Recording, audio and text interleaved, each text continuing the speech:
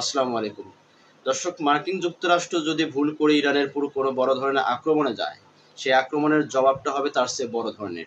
ঠিক এভাবেই হুঁশিয়ারি দিয়েছে ইরানের সেনাবাহিনীর মুখপাত্র ব্রিগেডিয়ার জেনারেল আখরামিনিয়া। তিনি বলেছেন, যদি যুক্তরাষ্ট্র যে ধরনের আক্রমণ করবে, তার জবাবটা হবে তার চেয়ে বড়।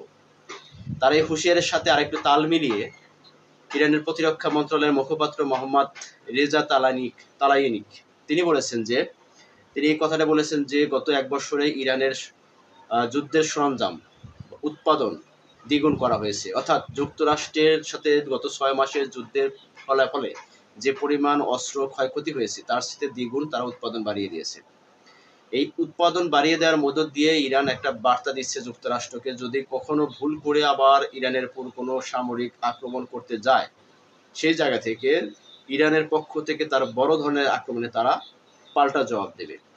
এবং সে সাথে সাথে আজকে ইরানের ন্যাশনাল সিকিউরিটি কাউন্সিলের প্রধান যিনি মহসিন রেজা, তিনি একটি হুমকি দিয়েছেন যে যুক্তরাষ্ট্রকে অর্থনৈতিক নিষেধাজ্ঞার বাস্তবায়নের ক্ষেত্রে মধ্যপ্রাচ্যের কোনো দেশ যদি সহায়তা করে ইরানের বিপক্ষে, তাহলে সেই দেশকে আমরা আমাদের লক্ষ্যবস্তুতে পরিণত করব।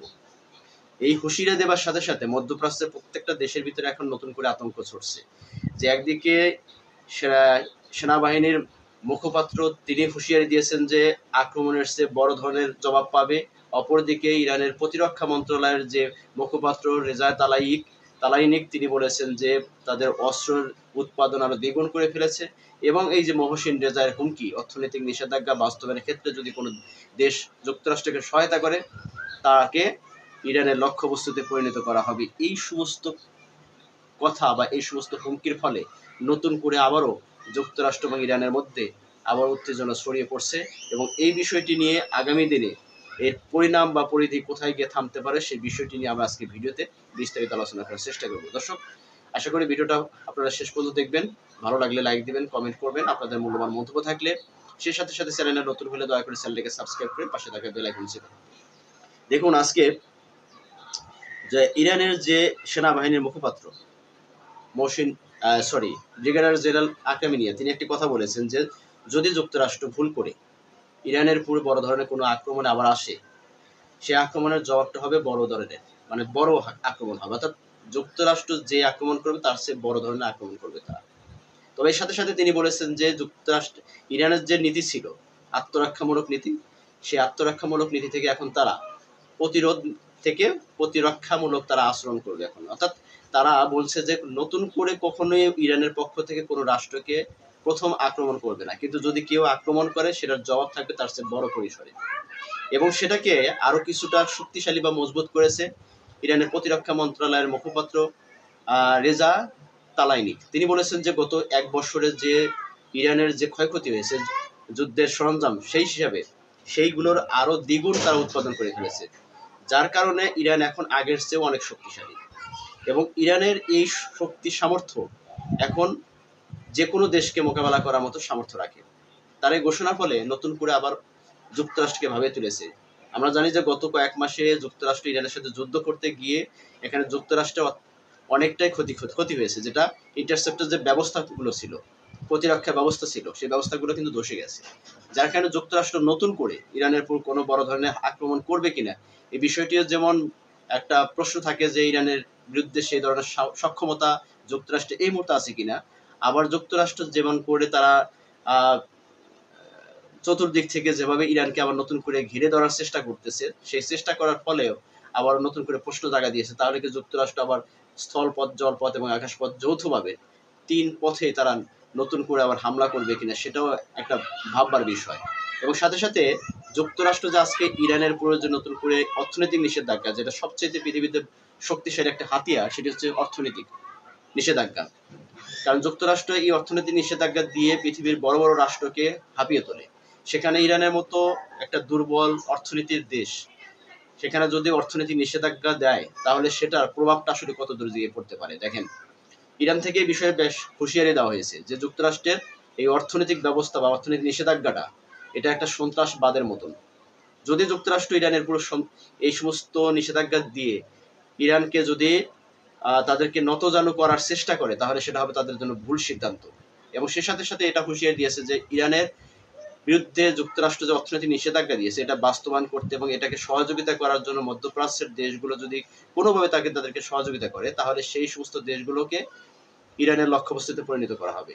কিন্তু তারা প্রথম স্টেপ অনুযায়ী তাদেরকে আক্রমণে যাবে না, প্রথমে তাদেরকে সতর্ক করবে, সতর্ক করার পরেও যদি তারা তাদের ডিসিশন চেঞ্জ না করে, তাহলে সেই ক্ষেত্রে তাদেরকে লক্ষ্যবস্তুতে পরিণত করা হবে।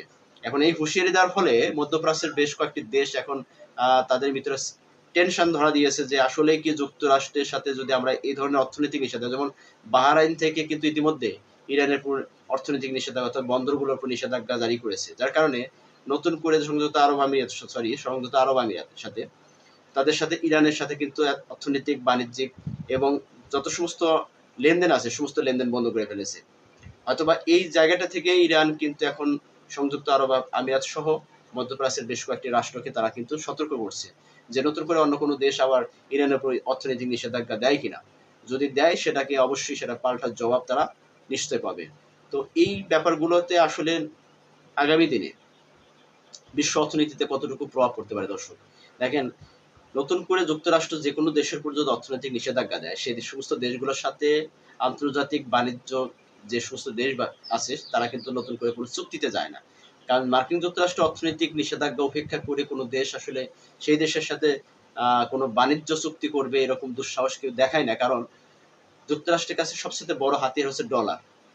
কারণ ডলারে এগেইনস্টে কোনো কারেন্সি এখন পর্যন্ত পৃথিবীতে দাঁড় পায়নি, যার কারণে ডলার কারেন্সি দিয়ে যুক্তরাষ্ট্র এখনো পৃথিবীর বড় বড় রাষ্ট্রগুলোকে তারা নিষেধাজ্ঞার মধ্য দিয়ে ফেলে দিয়ে তাদেরকে বেশ হেনস্থা করে। যেমন এই গত 2 দিন আগে যেমন কানাডার মতো একটা শক্তিশালী অর্থনৈতিক শক্তিশালী রাষ্ট্র তার উপর শুল্ক মানে 50% শুল্ক বাড়িয়ে দিয়েছে, যার কারণে এদের সাথে যে বাণিজ্যিক যে সমস্ত রাষ্ট্রের সাথে ডিল আছে বা চুক্তি আছে তাদের সাথে কিন্তু সেই বাণিজ্যিক চুক্তিগুলো কিন্তু পর্যায়ক্রমে কিন্তু ধীরে ধীরে সেখান থেকে বের হয়ে আসবে। কারণ 50% শুল্ক, এই শুল্ক দিয়ে আসলে ব্যবসা বাণিজ্য করে সেখানে কতটুকু প্রফিটেবল হবে সেটাও ভাবিয়ে তোলে।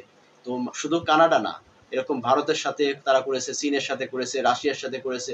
তো বড় বড় রাষ্ট্রগুলোকে অর্থনৈতিক নিষেধাজ্ঞা এবং শুল্ক বৃদ্ধি করার মধ্য দিয়ে তারা বেশ তাদেরকে দামিয়ে রাখার চেষ্টা করে। কিন্তু আসলে এই সমস্ত অর্থনৈতিক নিষেধাজ্ঞা দিয়ে আসলে কতদিন একটি দেশকে চাপে রাখা যায়। এখন ইরান এই অর্থনৈতিক নিষেধাজ্ঞাকে কতটুকু মোকাবেলা করার জন্য তারা প্রস্তুত, সেই বিষয়টি ইরানের পক্ষ থেকে ভাবার বিষয়। গতকাল আমি একটা ভিডিও আপনাদের সাথে শেয়ার করেছিলাম, সেখানে ইরান বিকল্প পথ খোঁজার চেষ্টা করছে, যদিও এই অর্থনৈতিক নিষেধাজ্ঞাকে উপেক্ষা করার জন্য বা এটাকে প্রতিরোধ করার জন্য তারা মধ্যপ্রাচ্যের বেশ কয়েকটি রাষ্ট্রের সাথে নতুন করে তাদের বাণিজ্য চুক্তি, যেমন বিশেষ করে ইরাকের সাথে তাদের নতুন করে একটা বাণিজ্য সম্পর্ক গড়ে তোলার চেষ্টা করতেছে।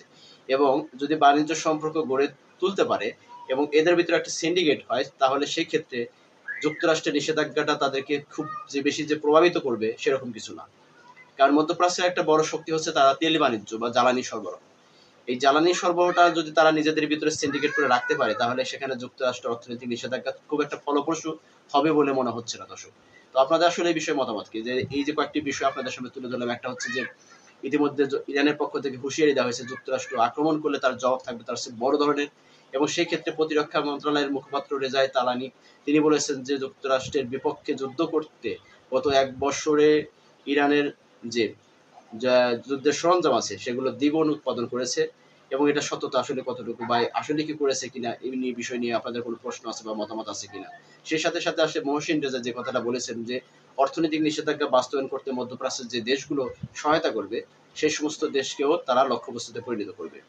তো সর্বমোট আসলে যে সমস্ত বিষয়গুলো নিয়ে আপনাদের সাথে আমি শেয়ার করলাম, আলোচনা করলাম, আসলে আপনারা কি ভাবছেন যে এটার প্রতিফলন বা এর প্রতিকার কি হতে পারে?